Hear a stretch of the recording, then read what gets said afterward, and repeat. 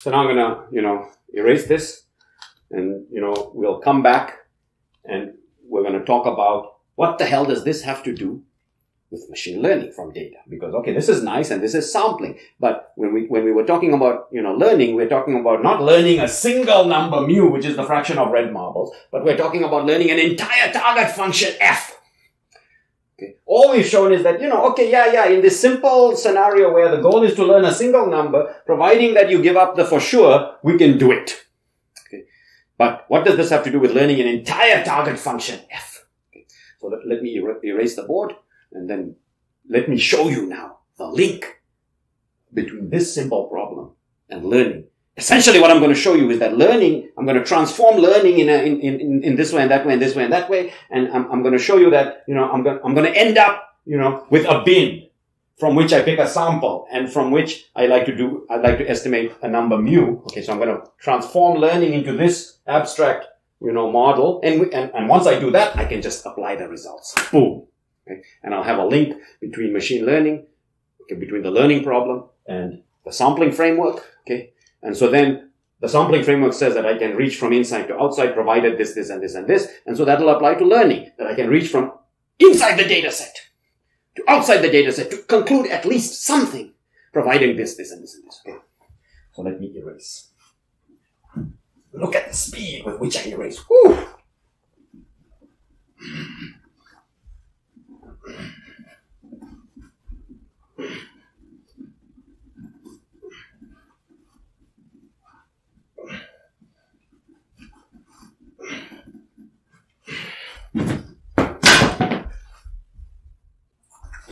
Okay, so let's build the link between learning and the bin model, the sampling scenario. Okay, and remember we start the entire learning discussion with the assumption that there's a target function. Okay, so think credit approval, and we have age and income. Okay, and let me just for the heck of it try to think of what a plausible target function might look like. Well, below a certain age, you can't get approved for credit. But then, when you're young, you'll need a large income to get approved. So, not approved, not approved, not approved, not approved. And at some point, you're ready to be approved. And as you grow older, the point at which you're ready to be approved drops. But eventually, you're getting too old. And now I'm going to require a little bit of a higher income. Okay? So you could imagine that the boundary between +1 and -1, for a real target function that does approval of credit with respect to age and income might look something like this. So this is the target function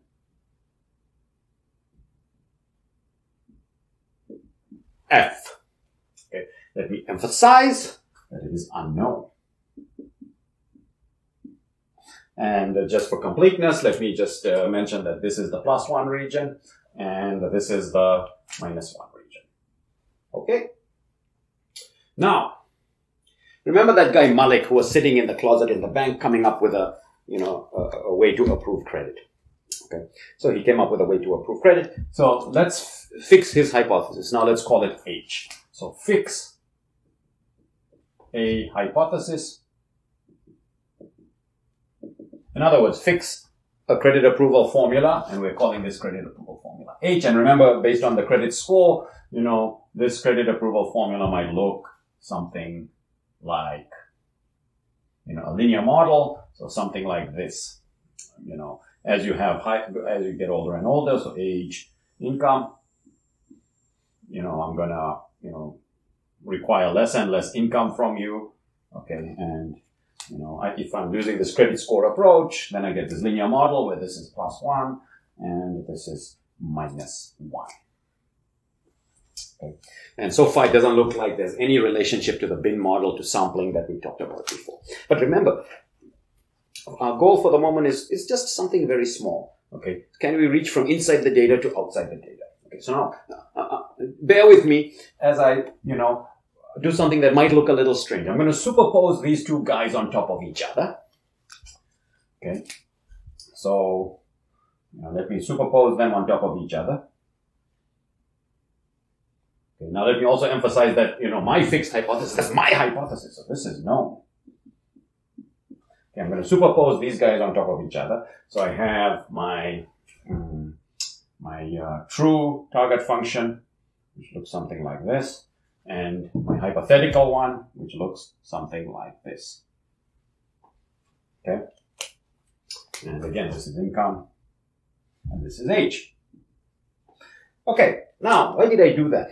Okay, because what I'm going to do is I'm going to look at the regions where these two functions agree, and the regions where they disagree. Okay, so let's do this step by step. So in this region here, both f and h are +1, so they agree. Okay, so remember, technically speaking, income and age, this is a space, and it's a space filled with points. And in this region, the two hypotheses, well, the target function and my hypothesis agree. So all the points in this space, which I'll use dots to represent, all the points in this space, I'm going to color them green. Okay, and I'm being a little bit, meticulous about this because I want you to get a nice visual representation of what's going on. Okay. So those points are green. Why are they green? They are green because my h and my target function, which by the way I don't know, both agree. Okay, they're both saying approve, approve, approve. Okay. What about in this region? In this region, the target function says reject, and my h also rejects. So on this side, okay, the target function and my h agree. So these dots are also all green. These points in this space, they are all green.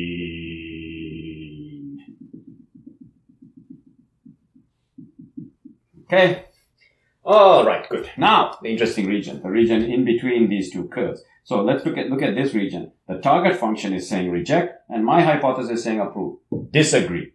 Again, here, I say reject, and the target function says approve. Disagree.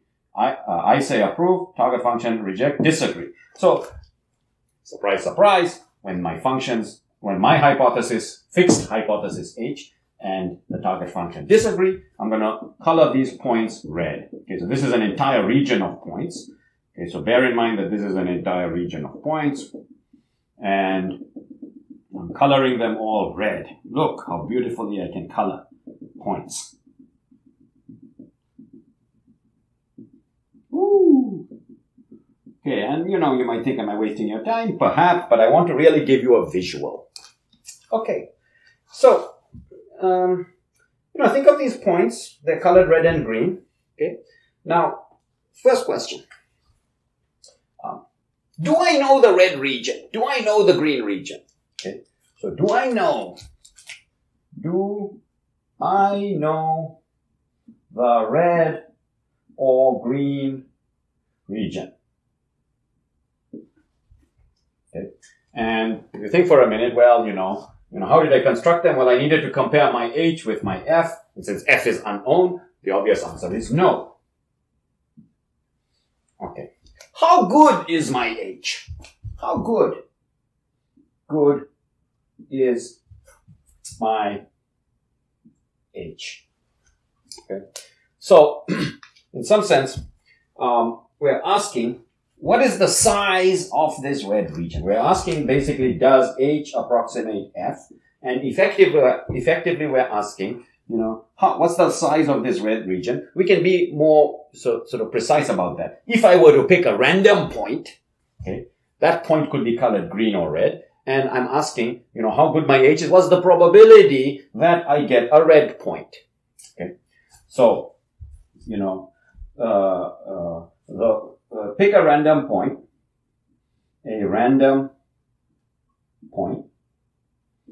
okay, and there is some probability that I will get a red point. There is some effectively quantified or sort of heuristically quantified by the size of the region, except that you can imagine that I pick points with different probabilities, so there's a probability of the red region. So pick a random point, there is a probability that I get a red point. In other words, there's a probability that, if I pick a random point, let's call it x, okay, there's a probability that h of x is not equal to f of x. Okay. And that quantifies, in some sense, the error. In some sense, this is exactly related to the fraction of red points, quote unquote fraction. What we really mean now is, because there are infinitely many points, the probability of getting a red point. And if you think about back to the bin model, that guy mu, which was the fraction of red marbles, is the probability that when I dig my hand in and pull out a marble, what's the probability it's red. So this guy here, okay, is analogous to mu. Okay. Analogous to mu. Okay. But since we're not talking about a bin, we're talking about functions and so on and so forth. You know, in some sense, this is quantifying how good h is. Okay. It sort of quantifies the error that is made by h. Okay. So, and since this is quantifying the error made by h in overall, okay, it's quantifying how closely h represents f, okay? It's something that I would certainly like to know. Okay? Now, how could I try to figure out this quantity, you know, which is this size of this red region? Okay. So, here's what I can do. Here's what I can do.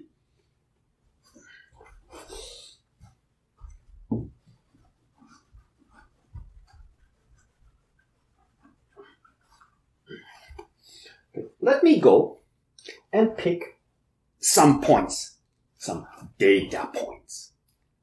Let me go and pick some points. Now, randomly, according to this probability distribution, with respect to which we pick points. Okay. So, supposing for argument's sake that I pick this point, you know, this point, and this point, okay, and, you know, this point, you know, that point, and, that point. Let's say I pick a few more points. So I picked, you know, 1, 2, 3, 4, 5, 6, 7, 8, 9, 10. I picked 10 points. Okay. So, remember, I don't know the red and green region. So even though I've gone and picked these data points, think of them as applicants who came with particular income and age. Even though I don't, you know, even though I went and picked these data points, I don't know what are the red and green regions. Okay, I do know what my hypothesis is. But my hypothesis is going to say, you know, reject, accept. So I know what my hypothesis would say. So the real picture doesn't have red and green regions. Okay, so the real picture looks more like this. So this was a hypothetical picture with the red and green regions unknown. But the real picture, when I pick some data points, it looks more like this. Okay, where I don't have red and green regions. Okay, I could put in here my hypothetical, my hypothesis, but for the moment I don't need to, but it really just has these, you know, points, you know, 1 here, 2, 3, 4, 5. Okay, 1 here, so that's those, and then these 3. 1, 2, 3, 4, 5, 6, 7. You know, this guy, and that guy. Okay, so that's what, you know, if I pick the data set, okay, that's what I would actually say. I won't see the green and red regions. Okay, but now remember, when I pick a data set, when we're approaching in the learning problem setup, you know, you give me a data set, okay, and when you give me a data set, okay, you also tell me the y values. You also tell me what's the value of f.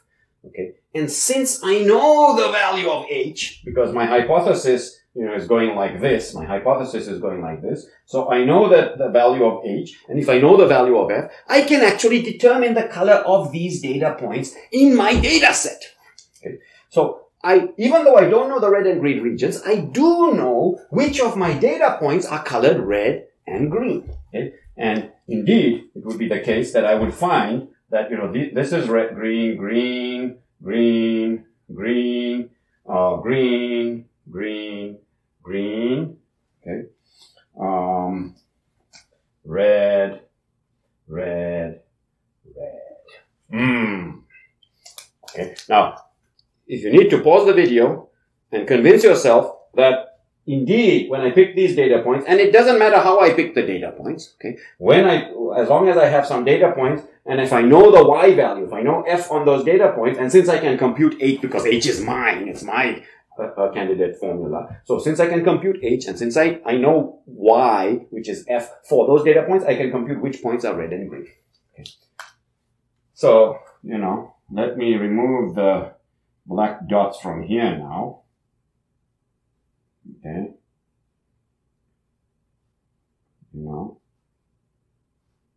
And now you will see why I went to such great efforts to color in all these red and green points. Okay. And to, do it somewhat carefully. Okay. Because, what have we got here? Well, look at this. This is a bin. Okay. In which there are some red points and some green points. And then I went and picked a sample. So those are the marbles. And then I went and picked a sample of points. I picked a sample of marbles. Okay. I picked a sample of points. And for that sample, I can figure out, what fraction are red. So this is okay. So this is income. This is age. And this is a sample in which we can compute the fraction of red. So this is mu. This is nu. The fraction of red in the sample. Okay, and I'd really like to know, for the moment, what's the true probability of getting a red? What's the true fraction of red in this space? Okay, so that is mu. Mu equals the true fraction of red in the bin. Okay, so we have a bin with red and green marbles. We pick the sample with some red and some green. We can compute the fraction nu of red marbles in my sample, and we would like to know the fraction of red marbles in the bin. And Hufting says this is exactly the bin model setup. And Hufting says that providing that some conditions are met, providing that some conditions are met, okay, you can reach from nu to mu. Okay. So providing some conditions are met, Hufting says, providing some conditions are met, nu is approximately equal to mu. You can reach from the sample nu to the bin mu. Okay? And it doesn't matter what mu is, and it doesn't matter the size of the bin. Very important. Doesn't matter what the bin is. Okay? Doesn't matter what the bin is. What matters is the sample size, the fact that the sample was picked IID, okay? And we've given up a for sure conclusion. Okay? And the larger the sample size, the tighter this link. But, providing that those conditions are met, we can reach from nu to mu. Now, from nu to mu. Now, let's change the notation a little and get into the notation that we will be using when we talk about learning from data, when we talk about machine learning. So this mu, okay, this fraction of the true bin that's red, that's outside the data. Okay? And it quantifies, it sort of quantifies, the error that is made by H outside the data. So we will use E for error. Okay? And we will define E out as the probability that H of X is not equal to F of X. Okay? E out is the probability that H of X is not equal to F of X. That's exactly this area. Okay. And this is the probability. Think of this as the fraction of red marbles. And this is exactly analogous to mu in the bin model. It's mu. Okay. Now, in the sample, we had this fraction of red marbles. Okay. So we can now explicitly compute this fraction. It's the fraction of data points on which H and F disagree. So this fraction nu is the sum over my data points from n equals 1 to big N, if I had big N data points, and I'm going to do a Boolean indicator function, H of Xn is not equal to F of Xn, or let's put Yn here. Okay, so don't worry too much. This is just a Boolean indicator function that says I'm equal to 1 if this is true and 0 otherwise. So it's just counting. This sum just counts the number of disagreements between H and Y on the data on the sample. Okay, and now if we want the fraction of disagreements, we have to divide by n. Okay, and since this is also a kind of error, it's an error between H and F, but only on the data. Okay, but it's in the data. Okay, it's in sample. So we say that this is an in sample error, and this is an out of sample error. So we will define this as E in is equal to that.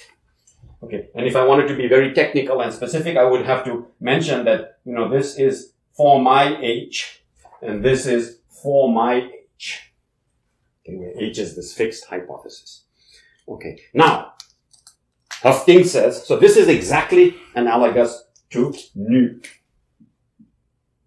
So there's my link.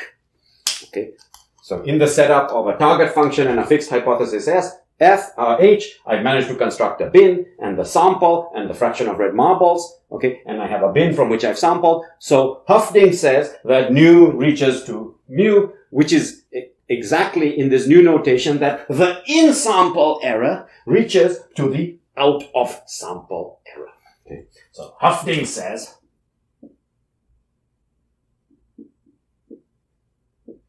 okay. And I'll put this in now the technical term because I can simply re-quote those formulas, but just replace nu with E in and mu with E out. Hufting says that the probability that E in of H, i.e. nu, minus E out of H, i.e. mu, the probability that this thing is greater than epsilon is at most 2 e to the minus 2 epsilon squared n. Okay. And remember, the right-hand side does not depend on E out, which we do not know. It depends on the tolerance you pick and the size of your sample. Or equivalently, the probability. So this is the probability that we used to call a bad thing occurs. And this is the probability that E in, and we can rephrase this as the probability that E in of H minus E out of H is less equal to epsilon. So the complementive and the probability of a good thing occurring is at least 1 minus 2 e to the minus 2 epsilon squared. So I don't need to derive this. Okay, this is exactly following from, the bin model because this is a sampling scenario. Okay. And so that's the link between this setup where I have a target function and a fixed hypothesis H and the sampling / bin model. Okay. What does it say? Okay, what does it say? It says that E in reaches out to E out. Okay, modulo the technical probability here that, it doesn't reach out for sure. It reaches out within some error tolerance epsilon and with high probability. So E in of H is approximately equal to E out of H, and approximately equal to is where the epsilon comes in, okay, with high probability. And this is where the 2 e to the minus 2 epsilon squared n comes in, or 1 minus of that, with high probability. Okay, and what is this saying? Okay, this is saying that, if I have my fixed hypothesis H, okay, then by looking at how that H is performing on the sample, I can conclude something about that H outside the data. Namely, I can conclude that its overall performance, okay, is represented by its performance on the sample. Okay. So, specifically, if E in of H is approximately 0, then E out of H is approximately 0 within my error tolerance epsilon. And have I learned anything? Yes, because E out of H approximately 0 means that with high probability, so the region where H is not equal to F is small. Okay? So this means that F is approximately equal to H outside the data. And I've reached outside the data, and I can now conclude that my hypothesis H is good. What if En of H is not approximately 0? If En of H is much, much bigger than 0, then E out of H is also much, much bigger than 0. It's not as useful a conclusion. It just says that my hypothesis H is bad. It doesn't approximate, doesn't approximate F. Okay? I have still learned something outside the data, but approximately with high probability. Okay? So F is not approximately equal to H outside the data. So I've still learned something outside the data. Okay? So this is nice. I can, in the learning scenario, or the scenario that we have built as sort of the setup in which we are trying to learn, where we have a target function and then we have, we pick the hypothesis H, which is now fixed. In this, in this learning scenario, it is possible to reach from inside the data to outside. And that was our goal, to establish that, we can link to outside from inside, which looked impossible before. Okay. And what did we have to sacrifice? We had to sacrifice the for sure. But what did we gain? We gained this immense power of being able to reach from inside the data to outside the data, which looked impossible. But now we see that it is possible, providing that we give up the for sure.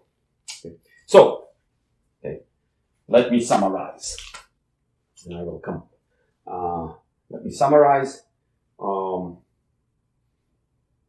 So let's erase and summarize.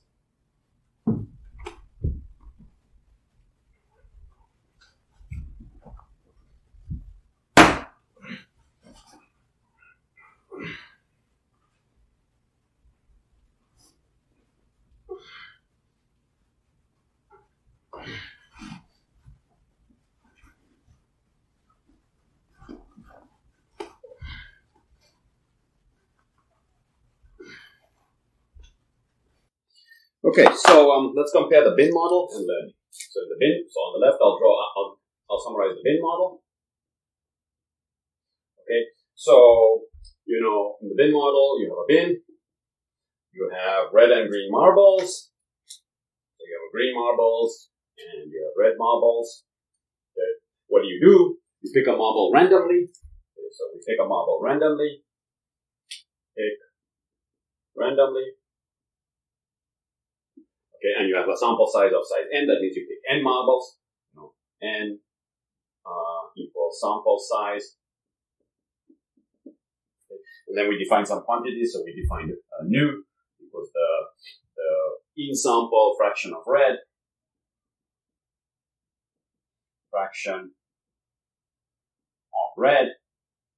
and mu equals the population fraction of red, the true fraction of red in the bin, the population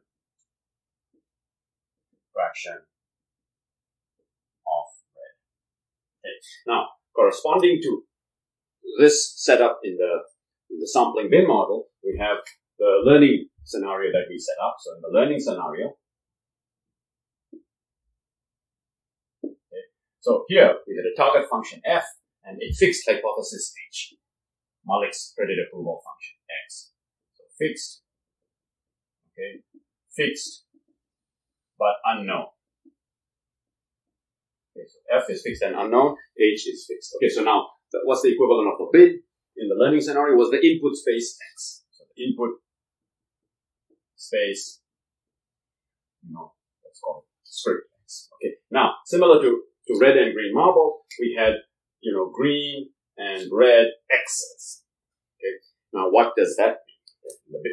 In the learning scenario, what a green x was that, my hypothesis agrees. So h of x equals f of x. Okay. And for the red x's, my hypothesis does not agree. So h of x is not equal to f of x. Okay. Now, picking randomly from the bin means you dig your hand in there and pick a marble according to, let's say, the probabilities of marbles in the input space. In the learning scenario, there's a probability distribution that's defined over your input space, and you generate an x value, a set of attributes for your applicants. You generate the x value according to this probability distribution. So there's a probability distribution D of X. We didn't spend much time on it, but you can understand what's going on here is that you have your input space and there's some generator of data, some random process that's generating data. We call that the probability distribution for X. And the sample size is just the size of the data set. So the number of examples generated. So this is Gn equals x1, y1, x2, y2, up to xn, y. Importantly, each x is accompanied with a y value. Okay, and so that means that in this data set we can identify which of these x's are red or green by looking at what is h on this x and comparing to the y. Okay, so we define the in-sample error, which is exactly analogous to mu. Okay, so the in-sample error, E in of h, is 1 over n. Okay, and now we add up the errors made on this data. Okay, so it's the sum from I equals 1 to big N of the indicator of whether h of xi is not equal to yi. Okay, so the in-sample error, exactly analogous to mu, and the out-of-sample error, which is exactly analogous to mu. Okay, so E out of h is equal to the probability that h of x is not equal to f of x. Nice. There's a one-to-one correspondence between everything in the bin model and everything in the learning scenario, and that's what allowed us to conclude via Hofding. So Hofding says, what does Hofding say? Hofding says here, Hofding says, so Hofding says that mu is approximately equal to nu. Okay, and what does this approximately mean? Within some epsilon, which you get to define, and this is not always the case, so with high probability. Okay, and there's a 2e to the minus 2 epsilon squared n that governs the probability that you fail to make a correct conclusion when you claim this. And similarly, in the learning scenario, Hofding says exactly borrowing this result into this scenario, says that E out of h is approximately equal to E in of h. Nice. The epsilon is coming in here in defining what does it mean to be approximately equal to, and again, not for sure, with high probability. Okay, so that's good. But there is a problem. Looks like, we have been able to learn, we've been able to port the learning scenario to the bin model, and we're done. Not quite. Why? Because if you think about this, okay, what does this say? This says that if E in of h is small, then E out of h is small, and so h is approximately equal to f outside the data. Okay, because E out has to deal with outside the data, and that's fantastic. Okay, and what that means is that we have learned. Okay, we can take this h and we can use it with confidence, up to some probability, up to some high probability. We can use it and be reasonably assured that we will be able to approximate that. Okay. On the other hand, if E in of h is large, that similarly means, because E out is approximately equal to E, that similarly means E out of h is large, implies h is not approximately equal to f. We're out of luck. Okay. Now, the fundamental thing that's going on here that is missing from the learning setup that we had before was that if you think about it, we have no control over E in. Okay. So we have no control